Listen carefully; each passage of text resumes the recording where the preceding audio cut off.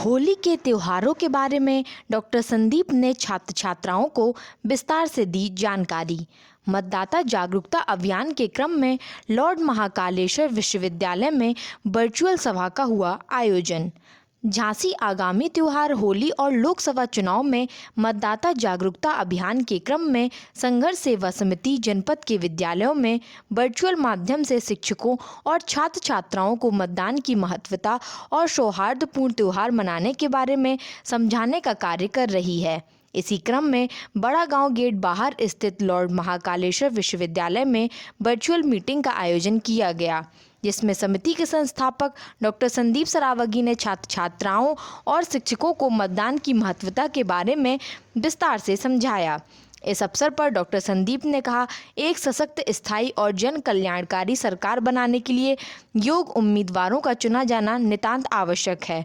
हमें अपना मतदान किसी पार्टी, समुदाय, लिंग, जातीय भेदभाव के आधार पर न करते हुए उम्मीदवार की योग्यता के आधार पर करना चाहिए। हमें ऐसा नेता चुनना चाहिए जो क्षेत्रीय जनता के मध्य खड़ा होकर उनकी समस्याओं को सुने और समस्याओं के निराकरण हेतु अपनी बात को संसद के पटल पर जिम्मेदारी के साथ रख सके। डॉक्टर संदीप ने छात्र छात्राओं को इस हेतु प्रेरित किया कि वह घर जाकर अपने अभिभावकों को मतदान के बारे में बताएं। वहीं छात्र छात्राओं को होली के त्यौहार से संबंधित प्रश्नों के उत्तर में विस्तार से जानकारी देते हुए डॉक्टर संदीप ने कहा, एरज कस्बे के पास स्थित बेतवा नदी के किनारे बसे डिकौली गांव को ऐतिहासिक डेकांचल पर्वत के किनारे बसा गांव माना जाता है। यह मान्यता है कि इसी डेकांचल पर्वत से भक्त प्रहलाद को नदी में फेंका गया था।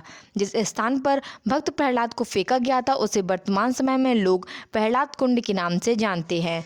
झांसी जिला मुख्यालय से लगभग 72 किलोमीटर दूर स्थित एरज कस्बे का धार्मिक दृष्टिकोण से काफ़ी महत्व है।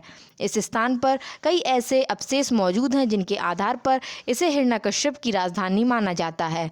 मानता है कि होली पर्व की शुरुआत झांसी जिले के इसी एरज कस्बे से हुई थी। पुरातात्विक खोजों में यहाँ कई ऐसे प्रमाण मिले हैं जो इस बात की पुष्टि करते हैं कि किसी समय में इस स्थान पर विकसित सभ्यता निवास करती थी। झांसी जिले के गजेटियर में इस बात का उल्लेख है। उसे वर्तमान समय में लोग प्रहलाद कुंड के नाम से जानते हैं। एरज कस्बे में महल और प्राचीन भवनों के अवशेष वर्तमान समय में मौजूद हैं, जिसे हिरण्यकश्यप का महल बताया जाता है। बताया जाता है कि इसी महल के पास हिरण्यकश्यप की बहन होलिका भक्त प्रहलाद को अपनी गोदी में लेकर आग में बैठी थी और जल गई थी। एरज कस्बे में भगवान नरसिंह का एक प्राचीन मंदिर स्थित है।